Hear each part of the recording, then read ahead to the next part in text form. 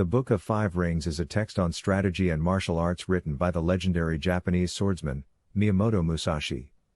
The book is divided into 5 parts, each discussing a different aspect of strategy and martial arts. The preface of the book explains that the book is not only about swordsmanship but also about the way of strategy that can be applied to any field.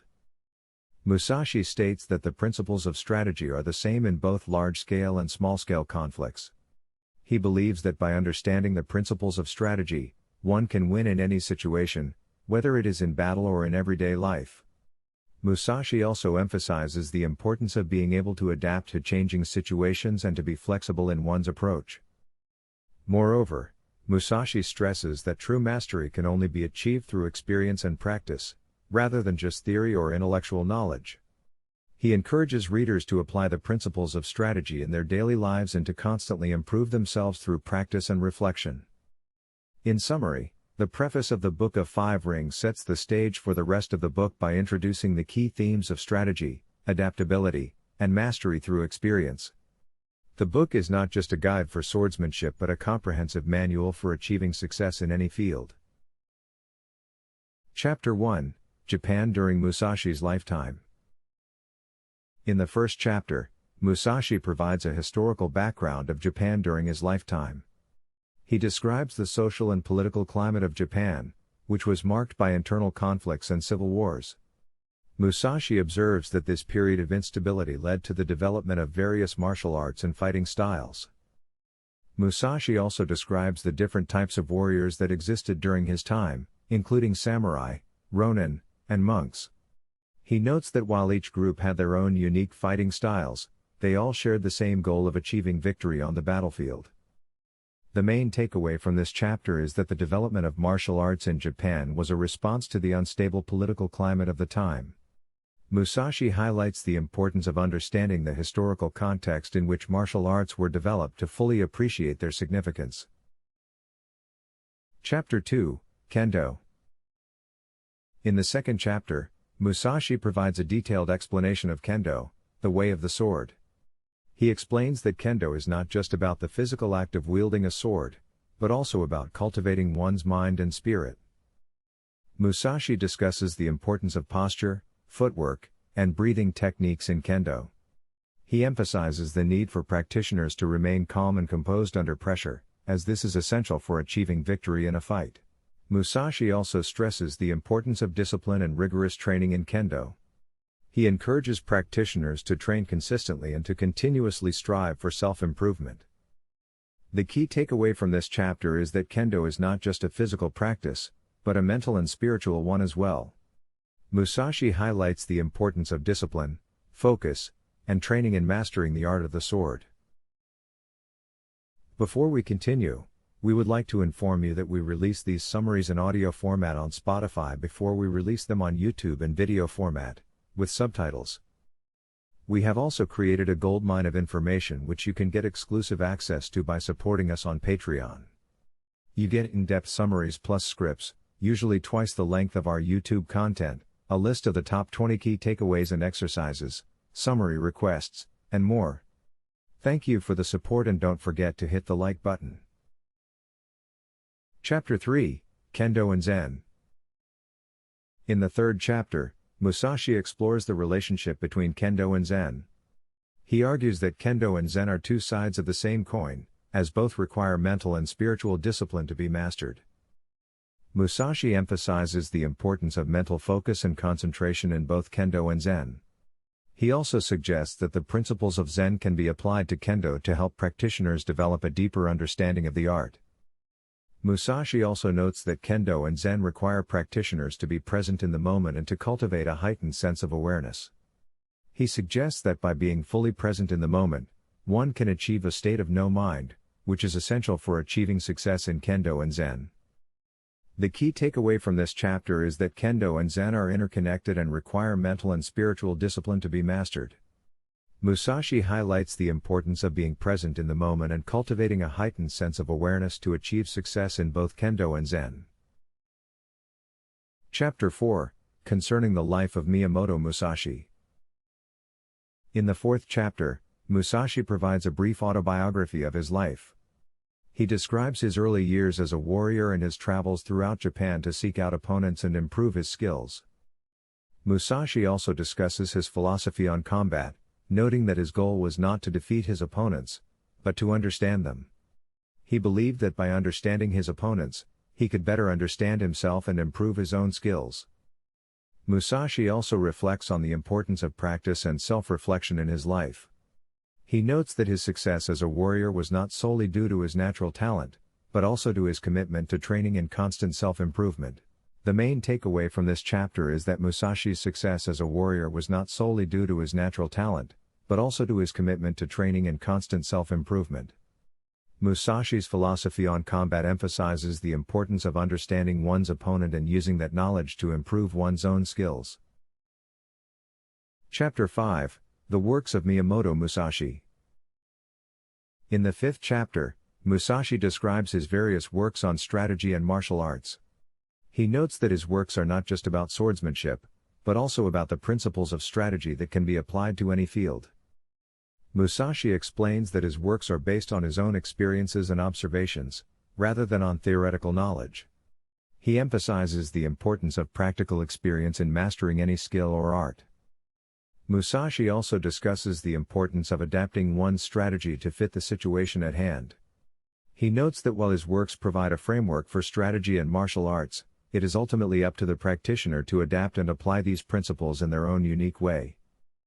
The main takeaway from this chapter is that Musashi's works on strategy and martial arts are based on practical experience and observation, rather than theoretical knowledge. Musashi's emphasis on adaptability and practical experience highlights the importance of applying the principles of strategy in a flexible and creative way. Chapter 6: A Book of Five Rings, Go-Rin no Sho. In the 6th chapter, Musashi provides a summary of the key principles and concepts discussed in the book. He notes that the book is divided into 5 parts, each focusing on a different aspect of strategy and martial arts. Musashi emphasizes the importance of understanding the principles of strategy and adapting them to fit the situation at hand. He notes that the principles discussed in the book can be applied to any field, not just martial arts. Musashi also stresses the importance of practical experience and constant self-improvement. He encourages readers to apply the principles of strategy in their daily lives and to continuously strive for self-improvement. The main takeaway from this chapter is that the Book of Five Rings provides a comprehensive framework for understanding the principles of strategy and martial arts. Musashi's emphasis on adaptability, practical experience, and constant self-improvement highlights the importance of applying these principles in a flexible and creative way to achieve success in any field. Chapter 7: The Ground Book. In the 7th chapter, Musashi focuses on the importance of understanding the ground on which one fights. He notes that the terrain and environment can have a significant impact on the outcome of a battle. Musashi emphasizes the importance of understanding the advantages and disadvantages of different types of ground, such as high and low ground, narrow and wide spaces, and hard and soft ground. He notes that understanding the ground is essential for choosing the right strategy and tactics. Musashi also discusses the importance of adapting one's strategy to fit the ground. He notes that while one may have a preferred style of fighting, it is important to be flexible and adapt to the terrain and environment. The main takeaway from this chapter is that understanding the ground is essential for choosing the right strategy and tactics. Musashi's emphasis on adaptability and flexibility highlights the importance of being able to adapt to changing situations and to be open to new approaches. Chapter 8: The Water Book. In the 8th chapter, Musashi focuses on the principles of water and how they can be applied to strategy and martial arts. He notes that water is a symbol of adaptability and flexibility, as it is able to flow around obstacles and change its form to fit its environment. Musashi emphasizes the importance of being like water in one's approach to strategy and martial arts.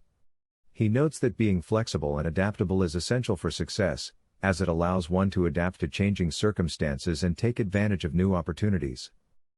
Musashi also discusses the importance of being patient and waiting for the right moment to strike, much like water waiting for the right moment to flow.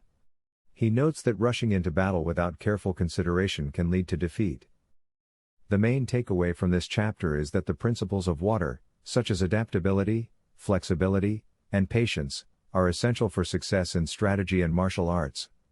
Musashi's emphasis on being like water highlights the importance of being flexible and adaptable in one's approach to achieving success. Chapter 9, The Fire Book. In the 9th chapter, Musashi focuses on the principles of fire and how they can be applied to strategy and martial arts. He notes that fire is a symbol of aggression and can be used to intimidate opponents and gain an advantage in battle. Musashi emphasizes the importance of understanding one's own aggressive tendencies and using them to one's advantage. He notes that while aggression can be useful in battle, it can also be a weakness if not controlled. Musashi also discusses the importance of timing and using aggression at the right moment. He notes that rushing into battle without careful consideration can lead to defeat, but delaying too long can also be detrimental. The main takeaway from this chapter is that the principles of fire, such as aggression and timing, can be useful in strategy and martial arts. Musashi's emphasis on understanding one's own aggressive tendencies and using them strategically highlights the importance of self-awareness in achieving success. Chapter 10, The Wind Book. In the 10th chapter, Musashi focuses on the principles of wind and how they can be applied to strategy and martial arts. He notes that wind is a symbol of movement and change and can be used to disrupt an opponent's balance and gain an advantage in battle. Musashi emphasizes the importance of being aware of one's opponent's movements and using them to one's advantage. He notes that being able to anticipate an opponent's movements is essential for gaining the upper hand in battle. Musashi also discusses the importance of being able to adapt to changing circumstances and to be flexible in one's approach. He notes that being able to flow with the wind, rather than fighting against it, is essential for success in strategy and martial arts. The main takeaway from this chapter is that the principles of wind, such as movement, adaptation, and flexibility, are essential for success in strategy and martial arts. Musashi's emphasis on being aware of one's opponent's movements and using them strategically highlights the importance of being adaptable and flexible in one's approach to achieving success. Chapter 11, The Book of the Void. In the 11th chapter, Musashi discusses the concept of the void and its importance in achieving success in strategy and martial arts. He notes that the void is a state of mind that is free from distractions and focused solely on the task at hand. Musashi emphasizes the importance of being fully present in the moment and letting go of distractions and attachments. He notes that by entering the void, one can achieve a state of clarity and focus that is essential for success in any field. Musashi also discusses the importance of being adaptable and flexible in one's approach to achieving success. He notes that the void is not a fixed state, but rather a dynamic one that requires constant practice and self-reflection. The main takeaway from this chapter is that the concept of the void, and the state of mind it represents, is essential for achieving success in strategy and martial arts. Musashi's emphasis on being fully present in the moment, letting go of distractions, and being adaptable and flexible in one's approach highlights the importance of developing a clear and focused mindset in order to achieve success.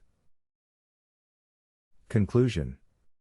In the conclusion of the Book of Five Rings, Musashi reflects on his philosophy of strategy and martial arts. He notes that his goal was not to teach a specific style of fighting, but rather to provide a framework for understanding the principles of strategy and how they can be applied to any field.